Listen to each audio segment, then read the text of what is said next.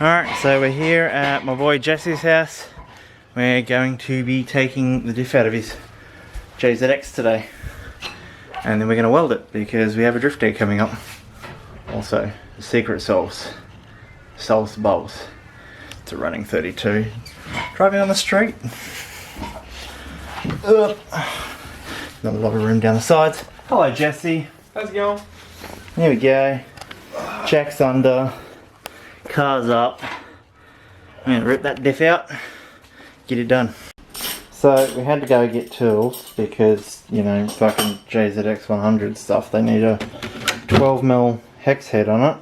So he's just climbed under there to do that now. So we've been delayed an hour because they decided to go race people. Well, we ran into some problems. We don't have the right tooling to undo the bolts.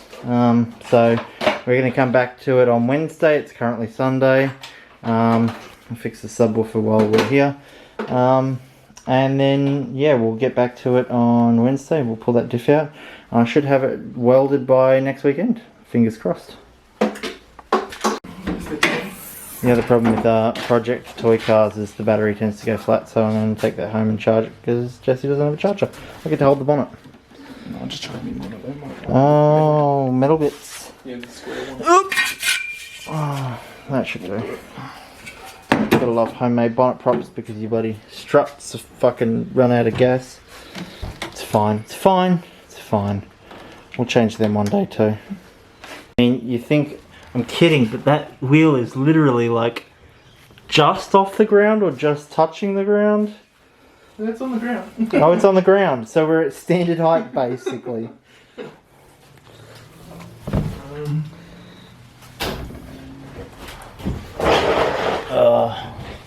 Ooh, look at this chaser posting. So clean. It's going to be the laziest drift car I've ever seen. Standard interior. Oh. I'm not fucking off. You fuck off. Good thing we grabbed the whole set. Why? Because there's more. Yeah. There's more hex head bolts apparently. I don't know, but that one's... Oh Jesus, yes. Oh. So I mean, it's low for a chaser. It's on 15s, but I mean, God damn it! I was gonna say, but she's quite a tall girl now that I've lowered the 8.6.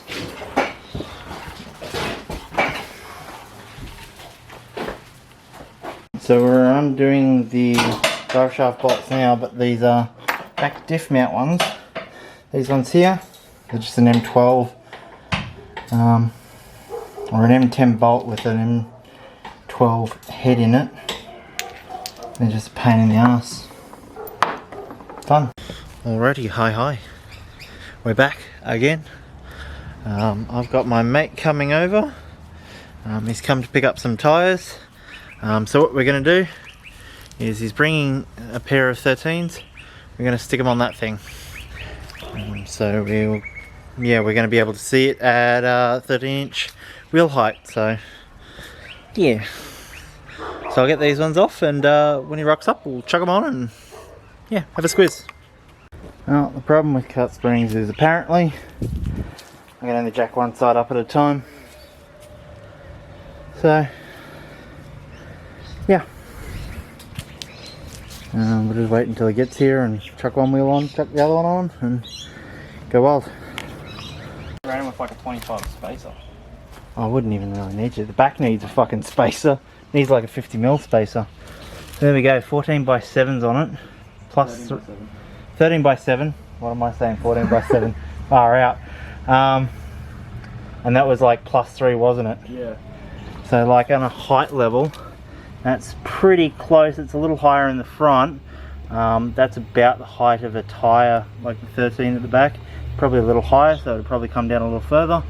But that's sitting just on that alone. So yeah, I'm thinking might still have to chop the shock tube. Alright, we are back. We are going to do the emptying out portion and then welding portion. of this diff. Alrighty, so one of my friends, Nick, was down same weekend as the video that just went up, the drift one. He had a bit of an accident in the wet, as we all do. So right now what I am doing is I am just winching it just far enough forward so that we can pull all of that stuff, just enough that we can like get the radiator, get that off. This engine will be coming out. He's still not 100% sure whether he's reshelling it or whether he is just going to part it out yet, but it's leaning more towards just parting it out. So what we're going to do, we're going to take this off, we're going to take the Rio off, we're going to take that radiator out today, and then we're going to pack up, and then we'll work out how to get the leaf springs out of the back, because as you can see, this is either the best camber you've ever seen on a Corolla or the worst diff health survival rate. Anyway, so yeah, that's our plan with this thing at the moment. Updates following. This is honestly the universal, I don't want to have to bend down to do it. See, and now it sits on there and I don't have to bend down to do it. Alright, so we got the front bits off, and we're about to pull that radiator out, and then I'm going to close up the holes in it so nothing gets into the engine, and then I'm going to call it a day. I think I'm going to clean up this mess and unstrap my own cars, and yeah. Alrighty, so day two, we have the exhaust manifold out. We've got all the wiring loom undone, fuel lines undone. Basically, I just have to worry about the gearbox stuff. So the braided line from the clutch slave to the clutch master, that's already been taken off. I'm going to take a majority of it out. Jesus Christ, Yaron. Majority of it out with the engine and box. So I'm going to pull all that out. I'm going to cut that. I'm going to pull the cross member off the gearbox. Those are already undone, so I'm going to lift it, drag it forward, and then tail shaft should come out. I'm going to drain the gearbox fluid as well, so once I've done that, I can start sort of maneuvering it and seeing just what it's like to pull out, and then get it up and out of there.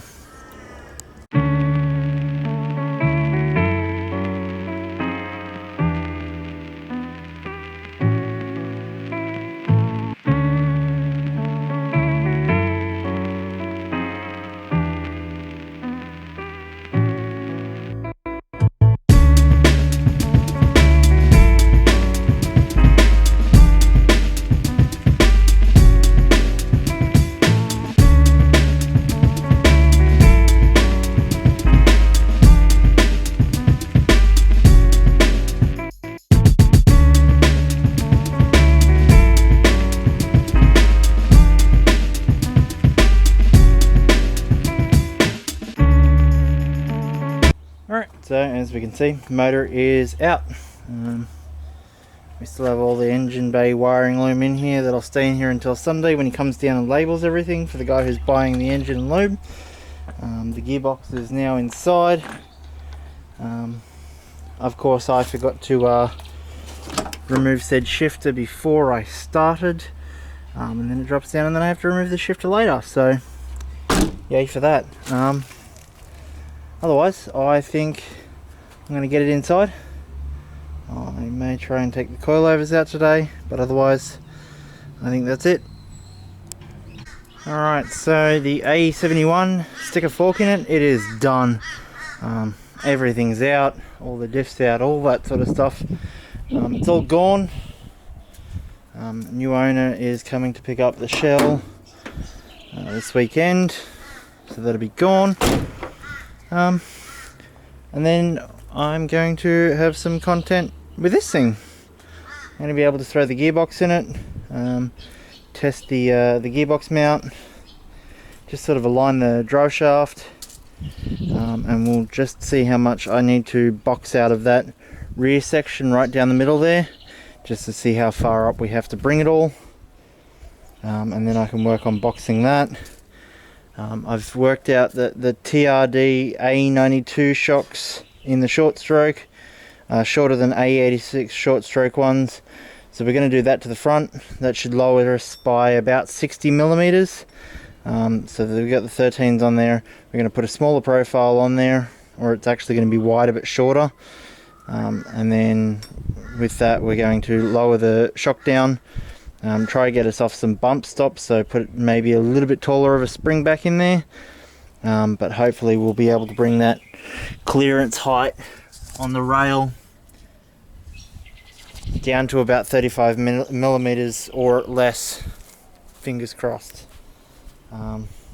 Then we'll worry about kit, so probably different bar with a lip kit, some side skirts, and well, we won't worry about the rear bar because there's nothing to attach it to. So yeah, that is the plan for that right now. But first things first, we'll test fit the gearbox and try and get that all sorted. As you might be able to tell, the banana's gone. It came and got picked up today. Unfortunately I wasn't here to film any of it because I was too busy working. But this, tomorrow, I'm probably going to turn it around so it's facing down the driveway like this. I'm going to rip the motor out of it, chuck the box on and stick it back in, see how it all works out, and yeah, fingers crossed it's all nice and neat. Alright, so as you can see we've got it turned around now. It's up in the air, wheels are off, bonnet's off, that'll come out. We'll chuck the gearbox on it. Everything should already be aligned still because it's still got a clutch on it, so that should bolt straight onto it. We're going to drop it back in there. We're going to test fit the cross member brace, and then we'll probably leave something in it for the minute because we have to go and get another one made up. But we'll get there. Alright, so one of the biggest problems with using these cheap headers is that they don't clear this, and that's just that flange there. So what we're going to do eventually is cut that off, twist it, weld it so it's like top up and down, but we're going to pull that off for now just so we can mock stuff up, and we'll worry about that later.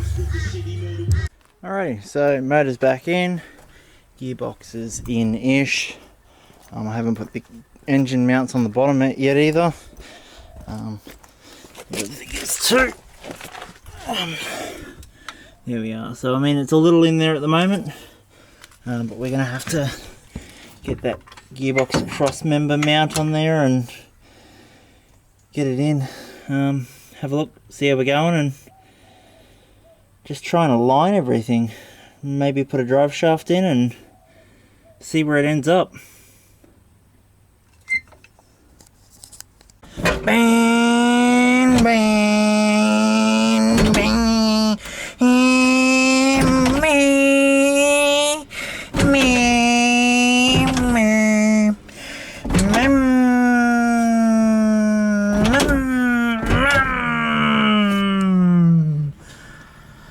that's about the most driving I'll do of this thing for a while. Alright, so on the inside of the A86 we can't really see it, but I've drilled some holes just in the spots where I need to cut out so that the diff will fit further up. I'll show you what that looks like.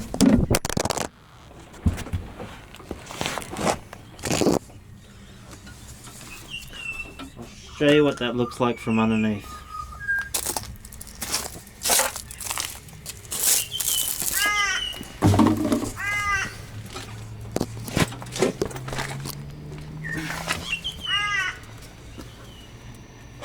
Alright, so you should be able to see those little light spots. That's where the holes have been drilled. So I'm going to cut out a big square there because that little bit right in the center is where the nose of the diff is hitting. So when that's lowered down, that's just fouling on the inside of it, and I want to get that extra couple of millimeters, probably up to 1 inch, just so I can try and get that a little bit lower. Alright, so the Brothers AE86 now has a dead alternator, so we're going to pull that out, and we're going to pull it apart, and we're going to try and rebuild it.